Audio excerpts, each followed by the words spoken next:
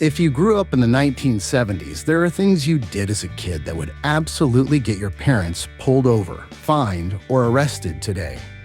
And here's the strange part. Back then, nobody thought twice about it. No one called it dangerous. No one called it irresponsible. No one called the police. We weren't fearless. We weren't tougher. We were just living inside a system that hadn't figured out yet how close to the edge we really were. This isn't a story about how the past was better. It's a story about how normal danger used to feel and how lucky a lot of us actually were. Kids riding in truck beds. There was a time when the back of a pickup truck wasn't a red flag. It was the best seat in the house. No seat belts, no helmets, no padding, just bare metal, maybe a toolbox, maybe a spare tire, and a bunch of kids sitting with their legs dangling, gripping the side rail like it was part of the adventure. You felt every bump in the road, every sharp turn, every sudden acceleration, and somehow that made it better. The wind slapped your face, gravel rattled underneath, and you waved at cars behind you like you were on a parade float instead of one bad turn away from disaster. Parents didn't panic. Drivers didn't get pulled over. Police didn't chase you down. It was just how things were done. Today, in many places, that same scene would trigger sirens, fines, maybe even a court date. Not because people suddenly got softer, but because enough kids didn't hold on tight enough, and enough luck eventually ran out. Cars with no seatbelts. If you ever rode in a big American car in the 1970s, you remember the seats.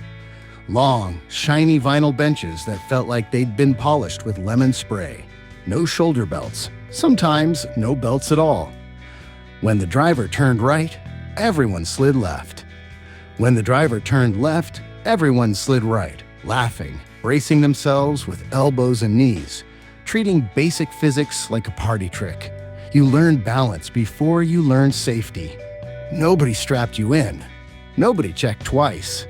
It wasn't neglect, it was normal. Today, letting a child ride like that would be considered reckless.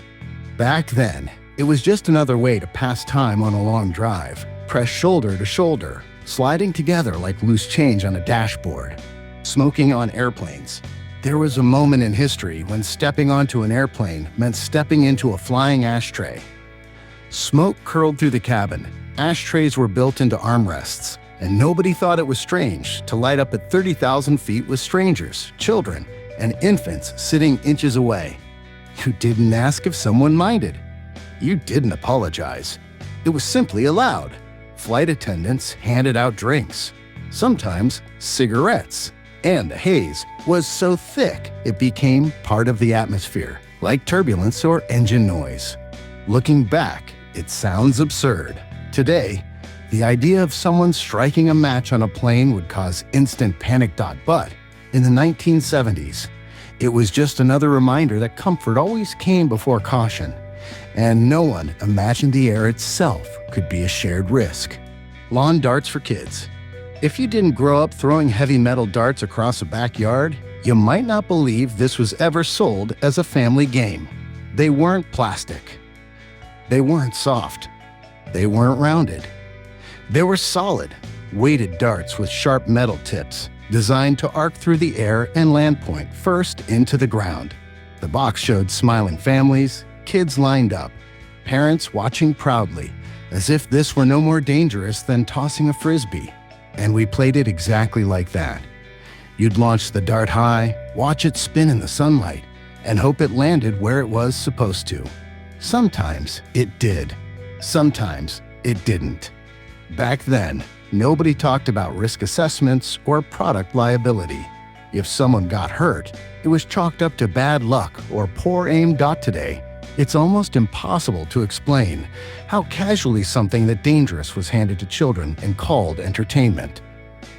Not because people didn't care, but because danger hadn't yet been translated into statistics, lawsuits, and warnings printed in bold letters. Getting paddled at school. In the 1970s, discipline didn't come with a meeting or a counseling session. It came with a paddle. A real one, flat, wooden, sometimes with holes drilled into it, hanging behind the teacher's desk like a reminder of who was in charge. If you crossed the line, you were told to stand up, walk forward, and take it. No debate, no explanation. Parents didn't protest. Many cases, they supported it. It was seen as order, not abuse. Correction, not cruelty. Students learned quickly where the limits were, not because they were reasoned with, but because pain made the lesson unforgettable. Today, for most Americans, the idea of striking a student in school feels unthinkable, even though in a few states it technically still exists. But at the time, it was woven into the fabric of authority. The classroom wasn't just a place of learning, it was a place where obedience was enforced physically, and nobody expected it to be any other way. No phones, no tracking. There was a kind of silence in the 1970s that no longer exists. When you left the house, you disappeared.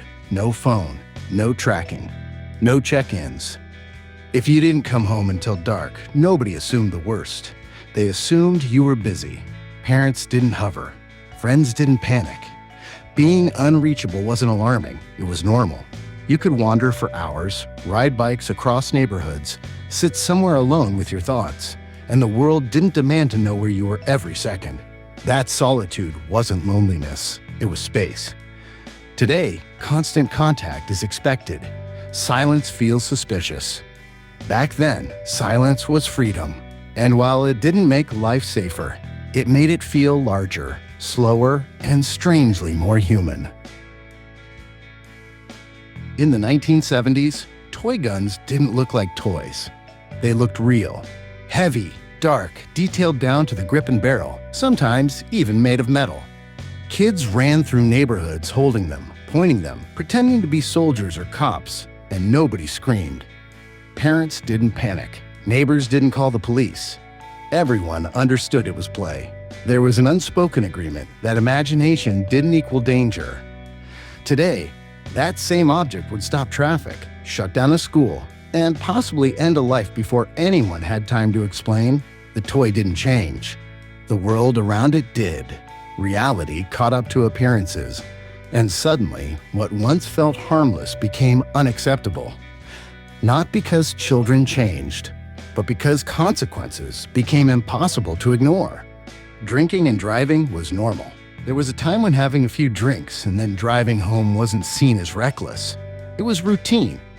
People talked about one for the road, like it was part of the evening, not a gamble. Bars emptied into parking lots, keys jingled, engines started, and nobody staged an intervention. The laws were looser. The warnings were quieter.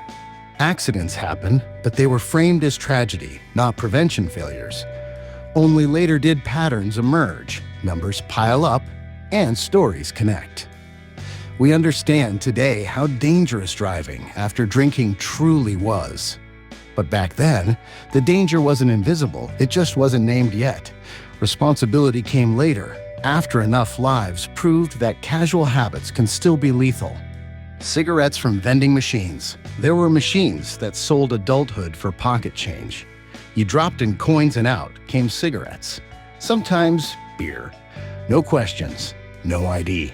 Kids could stand there, eye level with the buttons, buying things that today require warnings, age checks, and locked cabinets. It wasn't rebellion, it was convenience. Those machines stood in gas stations, diners, even some workplaces, humming quietly like they belonged there. And for a while they did. Only later did people stop and ask who those machines were really serving, and who they were quietly training.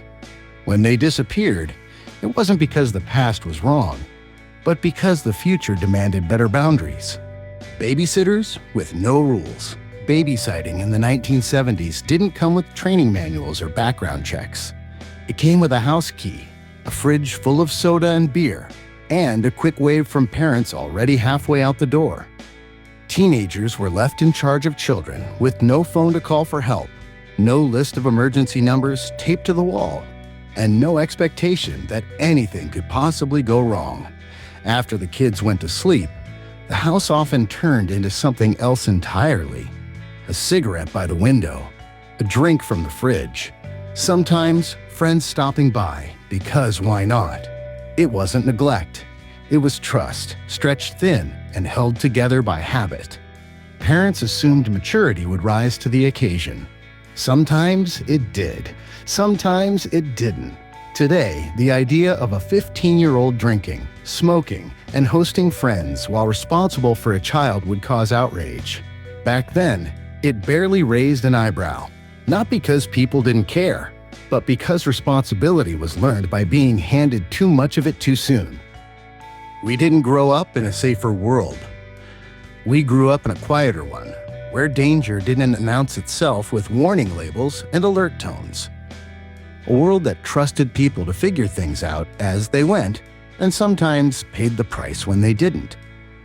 Looking back, it's easy to laugh, easy to shake your head and say, you can't believe any of this was normal. But it was. Not because the past was smarter, or tougher, or better. It was simply unfinished.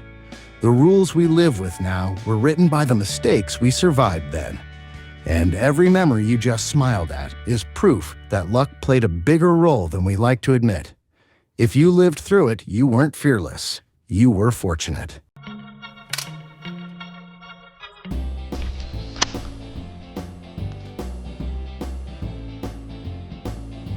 Think about the house your grandparents lived in, or the one you grew up in during the 1980s. The front porch was where adults talked until the streetlights came on. The phone in the kitchen has a cord stretched halfway down the hallway. The door slid quietly to the wall. The little hatch where milk was delivered before you even woke up. Those homes weren't perfect, but they felt alive. Today, houses are smarter, faster, and more efficient than ever. Yet many of the small features that made everyday life warmer and more human have quietly disappeared. In this video, we're revisiting 10 old home features your grandparents had, the kind that didn't just build houses, but built memories. Walk into an older home, and you start noticing them everywhere. Shelves carved directly into the wall, narrow cabinets tucked beside doorways, window seats that open to reveal hidden storage underneath. These weren't luxury features. They were simply part of how houses were built when space mattered and craftsmanship was personal. Built-ins were designed to solve real problems. They reduced clutter, eliminated the need for bulky furniture, and gave every room a sense of purpose. Instead of filling homes with standalone storage, the house itself became the storage. Over time, these small architectural details quietly shaped how families lived, where photos were displayed, where books were kept, where keys were dropped at the end of a long day. Modern homes often prioritize speed of construction over thoughtful design, which is why built-ins have become rare. But what disappeared wasn't just storage. It was the feeling that the house had been designed specifically for the people living inside it. There was a time when the front porch wasn't decoration. It was infrastructure for human connection. Families sat outside in the evenings, kids played on the steps, neighbors waved as they walked by, and conversations happened naturally, without being scheduled days in advance. Porches created a soft boundary between private life and public life. You were technically at home, but you were still part of the neighborhood. That design encouraged trust, familiarity, and a kind of slow social rhythm that modern life rarely allows anymore. You didn't need to text before stopping by. You just showed up and leaned against the railing. As air conditioning, garages, and backyard decks became more common, front porches slowly lost their role in everyday life. Houses turned inward. People retreated indoors. What disappeared wasn't just an architectural feature, but an entire culture of casual connection that once made communities feel smaller and warmer. If you grew up with a laundry chute, you probably remember the small door in the hallway or bathroom that felt almost magical. Instead of carrying heavy baskets of clothes down flights of stairs, you simply opened the hatch, dropped the laundry inside, and gravity handled the rest. It sounds like a small convenience, but it reflected a larger philosophy in older home design. Builders understood that daily life was filled with repetitive tasks, and they looked for practical ways to make those tasks easier.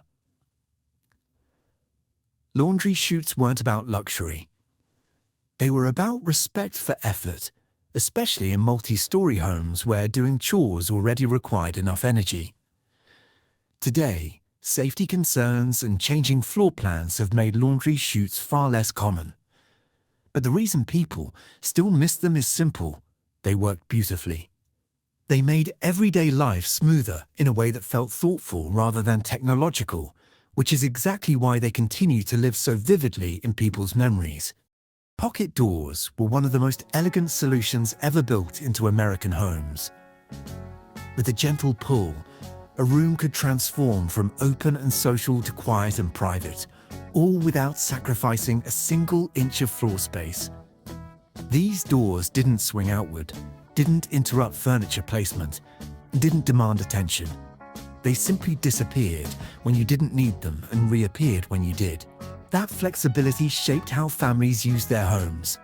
A dining room could feel expansive during gatherings and intimate during quiet evenings.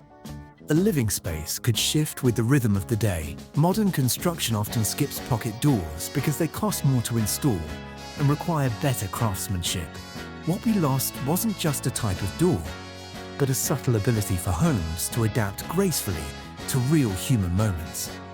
The milk door was a tiny feature with a surprisingly large meaning. It was a small insulated compartment built into the exterior wall, allowing the milkman to leave fresh bottles each morning while families slept. No doorbell, no interaction, no anxiety. Just a routine built on reliability and trust. For many families, opening that little door became part of the rhythm of the day, as familiar as brewing coffee or packing lunches. Over time, refrigeration improved, delivery services disappeared, and concerns about security grew stronger. So the milk door quietly vanished. But what disappeared with it was more than a delivery method. It was a reminder of a world where neighborhoods functioned on consistency, where strangers played predictable roles in everyday life, and where even the architecture of a home assumed that trust was normal rather than risky. Before refrigerators became common, families relied on large blocks of ice to keep food cold. Homes were designed with small exterior doors that allowed ice deliveries to be placed directly into insulated compartments without anyone entering the house. It was an entire system built around routine, logistics, and physical effort that most of us never had to witness. That system eventually disappeared, but traces of it remained. Many older Americans continued, calling the refrigerator an icebox, long after ice deliveries were gone, not out of stubbornness, but because language holds memory longer than technology does. Today, the ice door feels like a strange historical detail, but it represents something familiar: how deeply our homes shape our habits, our words, and our sense of normal. Even when the object vanishes, the feeling attached to it often lingers far longer than we expect. Older homes often included a small, almost forgotten feature, a built-in phone nook, sometimes paired with a tiny shelf, a notepad, and even a narrow chair. The family phone wasn't carried in pockets. It lived in one place, usually near the kitchen, where everyday life naturally passed by.